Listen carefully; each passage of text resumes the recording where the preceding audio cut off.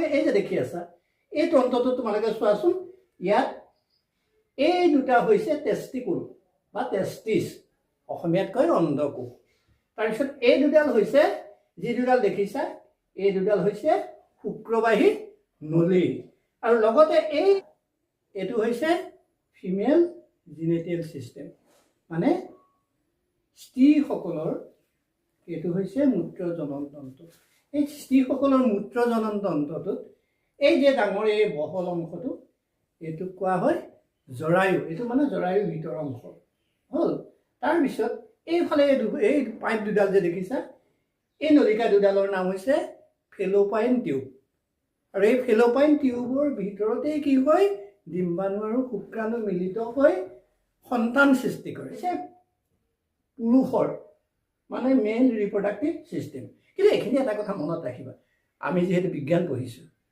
আমি কি পঢ়িছোঁ বিজ্ঞানক বিজ্ঞানৰ দৃষ্টিভংগীহে পঢ়িম কিন্তু এইবিলাক দেখি তোমালোকে যদি হাঁহি মাতি খিকিন্দালি কৰি লাজ কৰি এই ভাববিলাক দেখুৱাই থাকা তেতিয়াহ'লে সি নচলিব তোমালোকে নিজেই ভাবি চোৱাচোন এই অংগবিলাকৰ বিষয়ে যদি বিজ্ঞানীসকলে অধ্যয়ন নকৰিলেহেঁতেন এইবিলাকত বেমাৰ আজাৰ ভাল কৰিব পাৰিব জানো নিশ্চয় নোৱাৰে আৰু এতিয়াও তুমি এই অংগবিলাকৰ ওপৰত বা ভৱিষ্যতে ইয়াৰ পৰা জানিবলগীয়া বহুখিনি কথা আছে আমাৰ ভৱিষ্যত প্ৰজন্মৰ কাৰণে বা আমি ইয়াৰ বিষয়ে জানিবলগীয়া বহুখিনি জ্ঞান ল'ব লগা আছে সেইকাৰণে বিজ্ঞানসন্মতভাৱে পঢ়িবৰ কাৰণে আমি এইবিলাক কথা জানিব লাগিব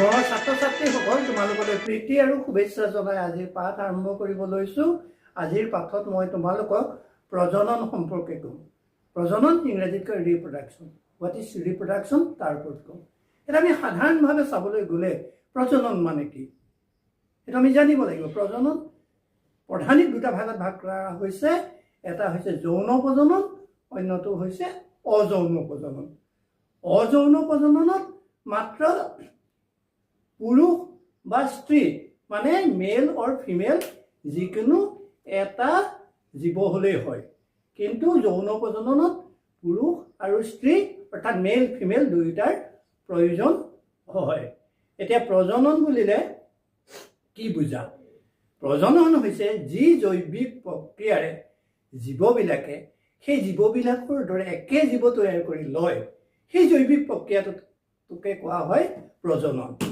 প্ৰজনন দুই প্ৰকাৰ যৌন প্ৰজনন আৰু অযৌন প্ৰজনন অযৌন প্ৰজনন জেনেৰেলি সাধাৰণতে উদ্ভিদত দেখিবলৈ পোৱা যায় নিম্ন শ্ৰেণীৰ প্ৰাণীৰ ক্ষেত্ৰত দেখিবলৈ পোৱা যায় যেনেকৈ ধৰি লওক জবা ফুলৰ ডাল এটা কাটি পেলাই খোজ মাৰি থ'লা নতুন এটা জবা ফুলৰ পুলি হ'ল সেই জবা ফুলৰ পুলি যে হ'ল সেইটো অযৌন প্ৰজনন ঠিক একেদৰে যৌন প্ৰজনন হৈছে তাত পুং জনন কোষ আৰু স্ত্ৰী জনন কোষৰ প্ৰয়োজন হয় এতিয়া মই তোমালোকক বিশেষকৈ হিউমেন ৰিপ্ৰডাকশ্যন মানৱ প্ৰজননৰ ওপৰত ক'বলৈ লৈছোঁ যিটো তোমালোকৰ পাঠত সন্নিৱিষ্ট কৰা হৈছে এতিয়া গম পালা যি জৈৱিক প্ৰক্ৰিয়াৰে জীৱবিলাকে সেই জীৱবিলাকৰ লেখীয়া নিজৰ আকৃতিৰ বা নিজৰ দৰে নতুন জীৱ তৈয়াৰ কৰি ল'ব পাৰে বা তৈয়াৰ কৰি লয় সেই প্ৰক্ৰিয়াটোকে কোৱা হয় প্ৰজনন বা বংশবৃদ্ধি বা সংখ্যা বৃদ্ধি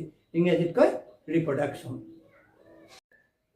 বাৰু ছাত্ৰ ছাত্ৰীসকলে এতিয়া তোমালোকে কথা এটা ভাবি চোৱা মই ইতিমধ্যে ক'লোঁ হিউমেন ৰিপ্ৰডাকশ্যন মানে মানৱ প্ৰজননৰ ক্ষেত্ৰতো দুটা প্ৰাণীৰ প্ৰয়োজন হয় মেল অৰ্থাৎ মতা প্ৰাণীটো আৰু মতা মানুহজন মানে আৰু ইফালে ফিমেল বা স্ত্ৰীগৰাকীৰ প্ৰয়োজন হয় ই হৈছে যৌন প্ৰজননত সদায় মেল ৰিপ্ৰডাক্টিভ যিটো চেল মানে শুক্ৰাণু আৰু ঠিক একেদৰে ফিমেল যিটো ৰিপ্ৰডাক্টিভ চেল যাক ডিম্বাণু বুলি কয় বা অভাম বুলি কয় এই দুইটাৰ প্ৰয়োজন হয় হ'ল এটা কথা হ'ল কি এইখিনি বিষয়ে জানিবলৈ যোৱাৰ আগে আমি কেইটামান কথা জানিব লাগিব প্ৰথম কথা আমি তোমালোকৰ কিতাপত আছে যে মেল জিনেটিয়েল সিস্টেম যিটো পুৰুষৰ কি কয় ইউৰোজিনেটিয়েল সিস্টেম মানে ইউৰিনাৰী তন্ত্ৰটোৰ লগত যিটো মূত্ৰজনন তন্ত্ৰ আছে সেই বিষয়ে আমি জানিব লাগিব। এটা তোমালোকে এই যে দেখি আছা এই তন্ত্ৰটো তোমালোকে চোৱাচোন, ইয়াত এই দুটা হৈছে টেষ্টিকুল বা টেষ্টিছ, অসমীয়াত কয় অন্ধকোষ। তাৰপিছত এই দুডাল হৈছে, যি দুডাল দেখিছা এই দুডাল হৈছে শুক্ৰবাহী নলী, আৰু লগতে এইকেইটা হৈছে শুক্ৰাধাৰ, ইংৰাজীত চেমিনেল ভেচিকুল বুলি কয়। তাৰপিছত এই ওপৰত এই অংশটো যে দেখিছা এইটো হৈছে প্ৰষ্টেট গ্লেণ্ড। কিন্তু মনত ৰাখিবা প্ৰষ্টেট গ্লেণ্ড মেলৰহে থাকে, ফিমেলৰ নাথাকে। তাৰপিছত এই যে দেখি আছা টেষ্টিকুল দুটাৰ ভিতৰত আকৌ সৰু সৰু কিছুমান পাইপ থাকে। সেই পাইপবিলাকত চেমনিফাৰাছ টিউব বুলি কয়, অসমীয়াটো সেইভাগেই জানি লোৱা। সেই টিউববিলাকৰ ভিতৰ ফালে ওপৰ ফালে কিছুমান লেয়াৰ আছে, তৰপ আছে। সেই তৰপটোক কয় জাৰ্মিনেল ইপিথেলিয়াম, আৰু সেই জাৰ্মিনেল ইপিথেলিয়ামৰ চেল বিভাজন হৈ হ্ৰাসাত্মক চেল বিভাজন হৈ তাৰ শুক্ৰাণু সৃষ্টি হয়। আৰু সেই শুক্ৰাণুবিলাক ক'ত জমা হয়? শুক্ৰাধাৰত জমা হয়। তাৰপিছত শুক্ৰবাহী নলীয়েদি ওলাই আহে, আহি এই প্ৰষ্টেট গ্লেণ্ড দেখিছা যে প্ৰষ্টেট গ্লেণ্ডৰ তাত ক্ষাৰকীয় ৰস উৎপন্ন হয়, আৰু সেই ৰস এই যে দেখিছা দীঘলীয়া অংশটো এইটো কৃষ্ণ অসমীয়াত উচ্চাৰণ অকণমান কৰিবলৈ বেয়া, আজিয়েই নহওক ইয়াক লিংগ বুলি কয়। ইয়াৰ সহায়ত ই বাহিৰলৈ ওলাই আহে বা স্ত্ৰী জননাংগত দি দিয়ে। এই মূত্ৰবাহী যিটো নলী বা এই যিটো আমাৰ মূত্ৰ জননতন্ত্ৰ, এই জননতন্ত্ৰটোৰ বিষয়ে তোমালোকে জানিব লাগিব। এই যে দেখি আছা এইটো হৈছে পুৰুষৰ মানে মেইন ৰিপ্ৰডাক্টিভ ছিষ্টেম। কিন্তু এইখিনি এটা কথা মনত ৰাখিবা, আমি যিহেতু বিজ্ঞান পঢ়িছোঁ, আমি কি পঢ়িছোঁ? বিজ্ঞানক বিজ্ঞানৰ দৃষ্টিভংগীহে পঢ়িম।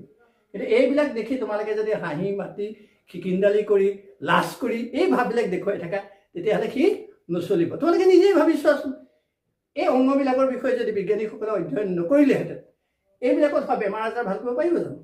নিশ্চয় নোৱাৰে। আৰু এতিয়াও তুমি এই অংগবিলাকৰ ওপৰত বা ভৱিষ্যতে ইয়াৰ পৰা জানিবলগীয়া বহুখিনি কথা আছে। আমাৰ ভৱিষ্যত প্ৰজন্মৰ কাৰণে বা আমি ইয়াৰ বিষয়ে জানিবলগীয়া বহুখিনি জ্ঞান ল'ব লগা আছে। সেইকাৰণে বিজ্ঞানসন্মতভাৱে পঢ়িবৰ কাৰণে আমি এইবিলাক কথা জানিবই লাগিব। সেইকাৰণে বিজ্ঞানৰ দৃষ্টিভংগীহে তোমালোকে কথাবিলাক চাবা। এটা ছাত্ৰ ছাত্ৰীসকল তোমালোকে চোৱা, এই যে দেখিছা এইটো হৈছে ফিমেল জিনেটিয়েল ছিষ্টেম, মানে স্ত্ৰীসকলৰ এইটো হৈছে মূত্ৰ জননতন্ত্ৰ। এই স্ত্ৰীসকলৰ মূত্ৰ জননতন্ত্ৰটোত এই যে ডাঙৰ এই বহল অংশটো এইটোক কোৱা হয় জৰায়ু। এইটো মানে জৰায়ুৰ ভিতৰ অংশ হ'ল। তাৰপিছত এইফালে এই পাইপ দুডাল যে দেখিছা এই নলিকা দুডালৰ নাম হৈছে ফেলোপাইন টিউব, আৰু এই ফেলোপাইন টিউবৰ ভিতৰতেই কি হয়? ডিম্বাণু আৰু শুক্ৰাণু মিলিত হৈ সন্তান সৃষ্টি কৰে। সেইটো মনত ৰাখিবা, এই দুডাল কি? ফেলোপাইন টিউব।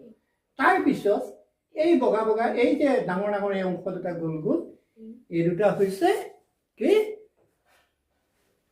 ডিম্বক। অসমীয়াত কয় ডিম্বক, ইংৰাজীত কয় অভাৰী। এতিয়া তোমালোকে এটা কথা চোৱা, তাৰপিছত এই অভাৰীৰ পিছত এই তলৰ এই অংশটো, এই তলৰ যে দীঘলকৈ এই অংশটো হৈছে তাৰ এই ওপৰৰ এই অংশটোক কোৱা হৈছে, এইটো হৈছে গ্ৰীবা, যোনি গ্ৰীবা। এইখনক কি কয়? যোনি গ্ৰীবা, ইংৰাজীত কয় চাৰ্ভিকেল, আৰু এই তলৰ এই অংশটো হৈছে যোনিপথ হৈছে। এতিয়া এই অংগটোৰ বিষয়ে আমি জানিব লাগিব। এই যে দেখিছা এই ত্ৰিভুজৰ দৰে অংশটোৰ এই বাহিৰৰ যিখন ছাল, সেই ছালখনক কয় এণ্ড্ৰমেট্ৰিয়াম। তোমালোকৰ কিতাপত নাই, তথাপিতো জানিব লাগিব এণ্ড্ৰমেট্ৰিয়ামখনৰ বহু ভূমিকা আছে। তাৰ ঠিক তলৰে যিখন তৰপ বা যিখন ছাল সেইখনৰ নামটো কয় মেজমেট্ৰিয়াম, আৰু একেবাৰে ওপৰৰ ফালে এই দুটা ছাইড কাষ দুটা এই ওপৰৰ যিটো ছাল অংশ সেইটোক কয় পেৰিমেট্ৰিয়াম। আৰু সন্তান যেতিয়া সৃষ্টি হয় তেতিয়া এই অংশটোতেই সন্তানে থিতাপি লয়। এইখিনি কথা আমি জানিব লাগিব।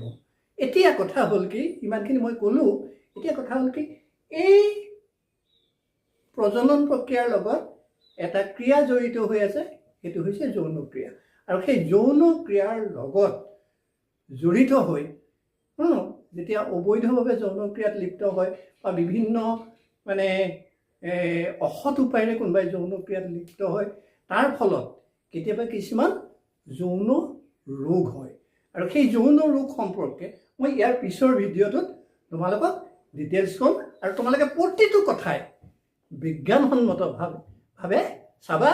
আজিলৈ মই ইমানখিনিয়ে ক'লোঁ। ইয়াৰ পিছত যিখিনি ছেক্সুৱেলি ট্ৰেন্সমিটেড ডিজিজ মানে যৌন ক্ৰিয়াৰ দ্বাৰা এটাৰ পৰা অন্যতালৈ বিয়পোৱা বেমাৰ সেই সম্পৰ্কে ক'ম। ধন্যবাদ।